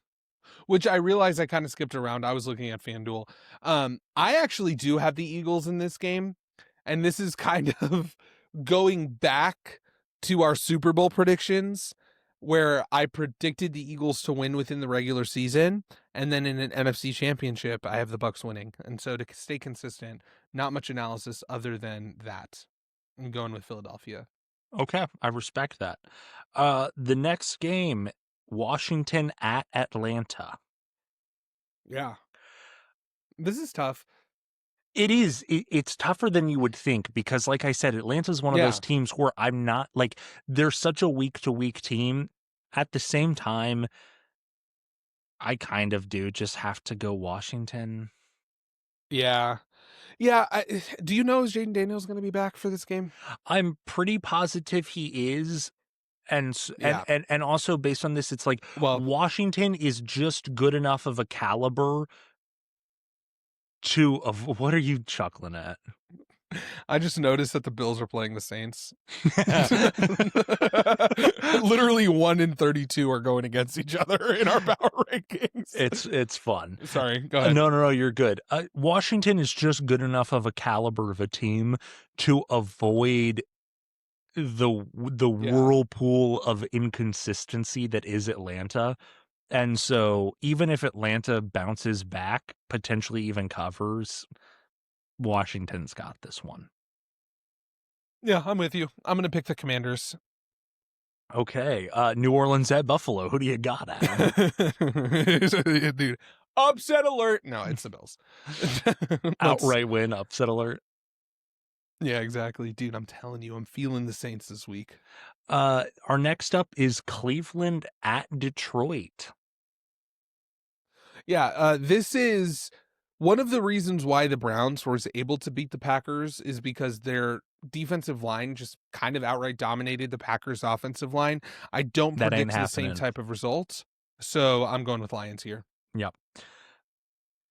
The Carolina Panthers at the New England Patriots.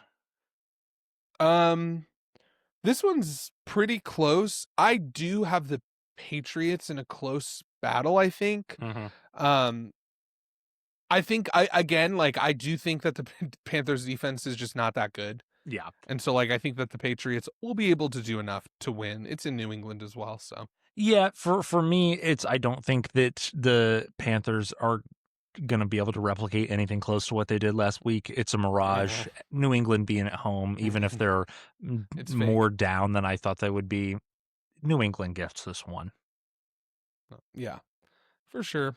LA Chargers at the New York Giants. This is going to be really tough for Jackson Dart's first start to play such a solid scheme and a really good defense. I have the Chargers. Yeah. God bless him. He's being thrown into the fire.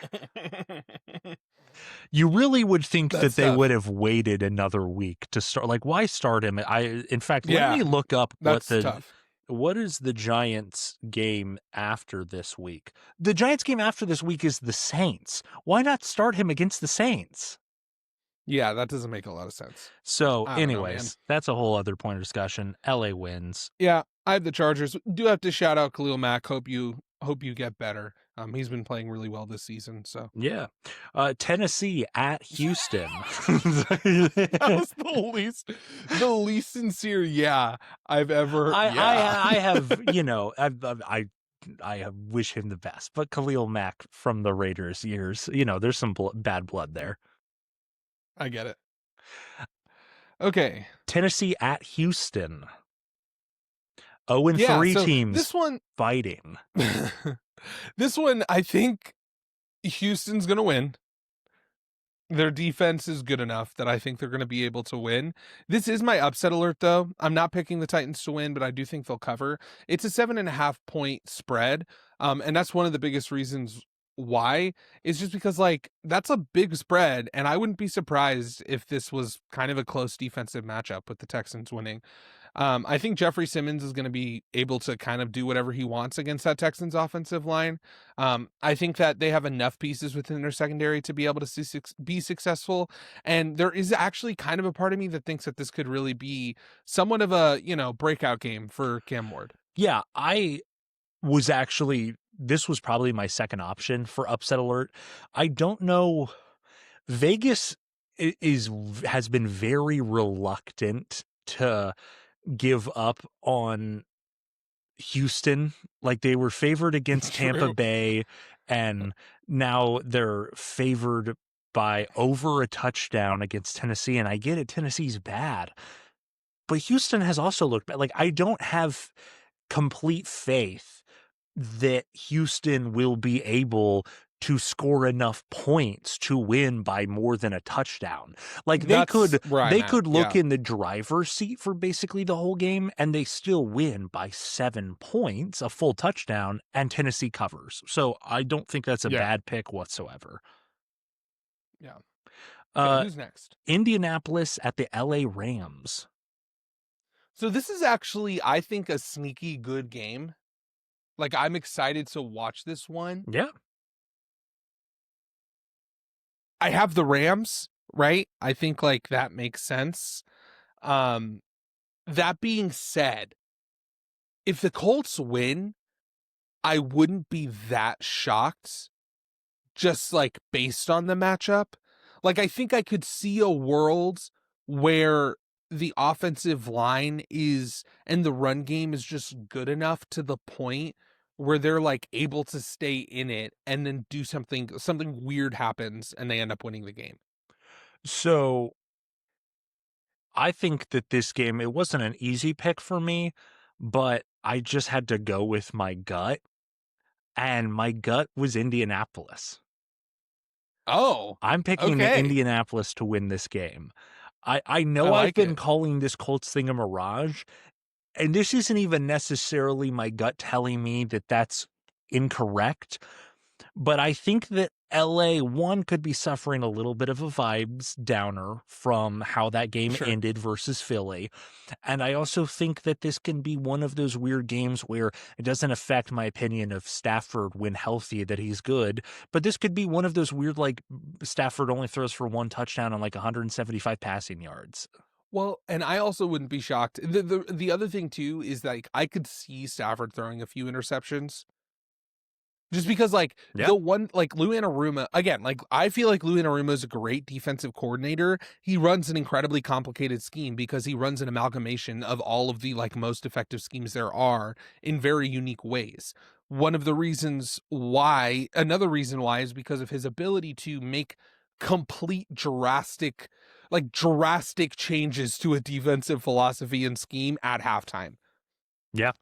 It didn't work with the Bengals. We didn't have the pieces to do it. They have the pieces in Indianapolis. I could see Matthew Stafford throwing like 2 interceptions and that being the difference. So I'm really not mad at that. Okay. Jacksonville at San Francisco. Ooh, Mac Jones homecoming. That's so weird, but yeah. Even though I guess the Jaguars are going there, but whatever. I have Jacksonville winning. I don't think that Me too. Mac Jones wins 3 games in a row. No, I think that last week, like I said, like I really do think that the Jacksonville offense last week looked good. I thought that it looked good except for just like boneheaded dumb mistakes by receivers against the Bengals.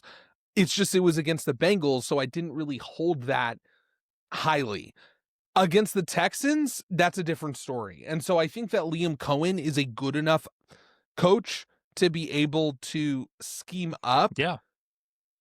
like a solid offensive game plan. Especially now that, unfortunately for the 49ers, they can execute it. They don't have Nick Bosa to chase after Trevor Lawrence. True.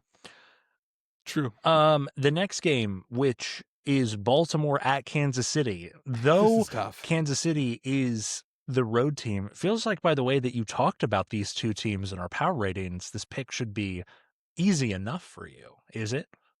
No. Okay. No, because like the context matters. Like I feel like this is like the Chiefs and the Ravens from a roster perspective have been pretty far apart. And yet the Chiefs seem to always have their number. Yeah, well, the Chiefs are 5-1 against Lamar Jackson. And where are you going with this? Are you going Kansas City?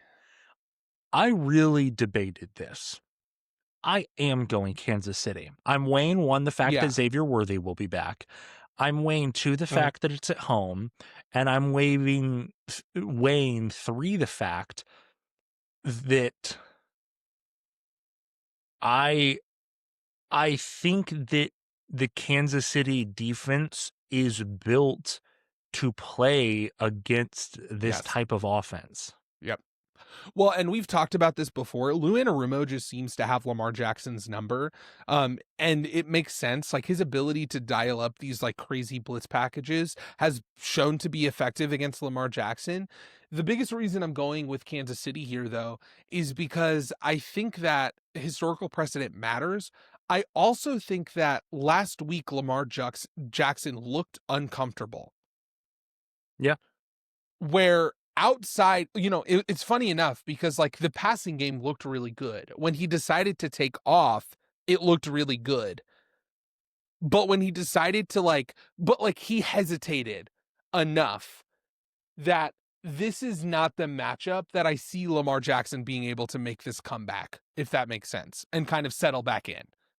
Yes. That's kind of where I'm at. Right? Like mine is less Lamar Jackson centric and more so just the fact that like the Chiefs defense is actually pretty good against the run and mobile quarterbacks. Like consistently and throw the Super Bowl from the last season out, like consistently against I feel like that even if you include the Super Bowl, like that would like they did do great against the run game. Actually, then yes, in that sense, like against the run game and mobile quarterbacks, the Chiefs defense is pretty good. Like the way that you beat the Chiefs defense 100%. is by slinging the ball on them. And it's like, will Zay Flowers catch like a 40-yard, 50-yard bomb once in this game? probably. But if you limit it to just that Mhm. one, I think the Chiefs will be fine. It's if you throw 2 or 3 of those Yeah. plays in there, then the Baltimore probably takes this. But I don't see that And happening. to be clear, I can't overstate this enough. Lou Anarumo has Lamar Jackson's number. I think that the reason why I'm definitively going to with the Chiefs in this matchup is simply You because keep on saying Lou Anarumo. Do you mean Spags? I meant Spagnola. Yeah, Yeah. sorry. Spagnola has Lamar Jackson's number. Again, the reason I'm going definitively with the Chiefs in this matchup is because of the uncomfortableness. Is that a word? Whatever. Of Lamar Jackson last week. And I think that it's going to take a game where he can kind of feel comfortable and get back into his rhythm. And I can't think of a defensive coordinator who would be worse for that scenario for Lamar Jackson. You're not wrong. Okay, I wasn't entirely expecting that, but now we move on to Yeah. Chicago at Las Vegas. So this might be surprising, but I actually do have the Bears in this matchup. It really is as simple as like I just think that the Bears kind of established a rhythm and they can continue it against an opponent like the Raiders. Yeah, my thing about the Raiders is that I expect the offense to bounce back. I'm not saying this is going to be some breakout game. I'm thinking of this game as being the best that Ashton Genty has looked purely from a box score this season, which isn't saying a lot. But I just think that if I have the experience of Geno Smith versus Caleb Williams, it's not a major diss on Caleb Williams. I think that these two teams are around the exact same level. And so if you throw in the experience and Vegas is the home Sure. team, I go Vegas. It's not Yeah. by any means definitive. Yeah. Cool. The Micah Parsons return. Yeah. Green Bay at Dallas. This is a good one. The spread, just to be clear, is 6.5. If it wasn't for the CeeDee Lamb injury, this could have been my upset alert. Not for the Packers or the Cowboys to win, but for the Cowboys to cover. I think that the lack of CeeDee Lamb really hurts the Cowboys in this matchup, so I'm taking the Packers. For me, this is something where if the Packers had beaten the Browns handily this week, I would agree with that analysis. The fact that they lose to the Browns and now I think Green Bay is going to come out with a vengeance. Like I think Green Bay is going to want to prove a Yeah. point here. And so that's why I would almost disagree with that where it's like I hope it's a good game No, for I this, understand. for the sake of America and myself as a football fan. I hope it's good. There's also a world in which Green Bay wins this by like 3+ possessions. Yeah, that's true. That's a good point. Okay. And then we have a So double the first, header Monday Night Football. yeah. So we can start off with the Jets at Dolphins. Are we going to continue the streak? I picked the Jets. We're continuing the streak. We are not picking the Miami Dolphins or the New Orleans Saints in any single game this season. Nope. And then Cincinnati Bengals at Denver Broncos. I picked the Broncos. Yeah, not even to mess with you, although it may be messing with you more to pick Denver. Like I am going Denver. I'm not that down on No, Denver. it's one of those things where it's like I don't think, like, honestly, I feel like our defense might look good. Again, I said this before, I feel really good about our defense and where it's at right now. Like Yeah. I'm seeing the progression week in and week out. Al Golden, I think, has done a good job. I think that his calling card of being able to develop young players we're seeing that come true. Zach Taylor's probably going to have a stupid game plan at the beginning of the game, and that's not going to be enough. And the Broncos have a great defense. I don't want to necessarily end on a full hypothetical note. I'm not the biggest fan of that, but I'm not even referring to your vibes, although a little bit, but just the vibes in Denver in general. What are they like if they lose this game? Not good. This would be it would which, be about weirdly as enough, close to a nightmare scenario as you could imagine for Denver to start the season 1-3 with this schedule. I could see the world, to be honest with you. Like I could see Bo Nix having a few turnovers and Yeah. the Bengals just like barely scraped I in similar picked fashion to Denver their with other wins. relative confidence, but it was not the confidence of like the oversimple analysis of like the Bengals lost by 38 points last week and Joe Burrow's out and Denver is like I'm not perceiving this to be, I don't even know what the spread is, but it wouldn't shock me if the three worlds that exist are Cincinnati getting blown out, Cincinnati losing close, or Cincinnati winning. And all three of those exist with equal share. It's not slanted one way. Like there's a 33, it's perfectly 33.3% share for all of those. For sure. Right. And so like, yeah, the Broncos then in that scenario do have like the 66% chance or whatever of winning. Yeah. But I'm with you there. Like, well, again, like I could see the world, opportune turnovers, right? Zach Taylor, maybe he does because he's done this before where it's like you have a really bad week and then he actually does have a good idea at the beginning of the game, right? So Jamar Chase, like, is able to help alleviate the pressure and the offense can kind of get a rhythm going. And like, I could see that happening. I wouldn't bet on it, but I could see it. I don't know. I could also just see, and I can also see a world where, as long as Zach Taylor agrees to it within the game plan, Jamar Chase has a point to prove against Pat Surtain. He's like, I want to go at this guy. He's calling himself CB1. I think I'm wide receiver 1. Let me at this guy. And Jamar Chase is, he's not wide receiver 1 over Justin Jefferson, but Jamar Chase is good enough to beat Pat Surtain. He just is. 100%. Yeah, cool. So that's our week 4 predictions. Will they be as terrible as our week 3 predictions? Hopefully not. I sure hope not. That was bad, dude. For you, I don't know what you're talking about. I had double-digit points. You're over here with 4. The upset alert just pissed me off so much. I feel bad. I do. To be clear, like obviously, like it's one of those weird things where it was such a bad blowout that at some point you're just like, whatever, dude. I also don't at the feel end of nearly the as bad for you. First game slates. Oh, go ahead. At the end of the first game slates, I was more pissed off about the Eagles game than the Bengals game. I was so pissed. I was like, are you kidding me?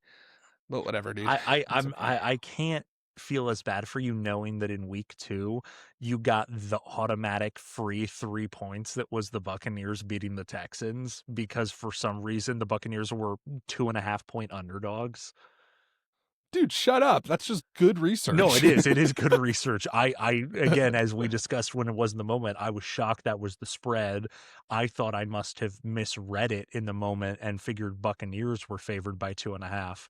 So that's why I say I don't feel as bad for you with that free points that you got. Okay. But yeah, man, this was overall, I think it was very entertaining. Week 3. Oh yeah. Definitely challenged a lot of my perspectives. I'm excited to see week 4. What are you laughing at? I challenged your perspectives was just a funny way to phrase that. You sounded like you were you sounded like you were a college orientation officer talking about like a worldview class that you took. It's really challenged my perspectives. Yeah, it's like the review of the class at the end of the semester. Yeah, you're finding like you like the professor, but you don't know what to say in the like just other like, whatever, notes. Dude. You're I'm like, just trying this to really challenged my perspective. Oh my gosh, that's funny. It's like a human rights class. You were talking about like genocide. This really, it's really fundamentally altered some of my views. That being said, go watch what's a really funny player that I could say after that? Oh, dude, Jay Cutler.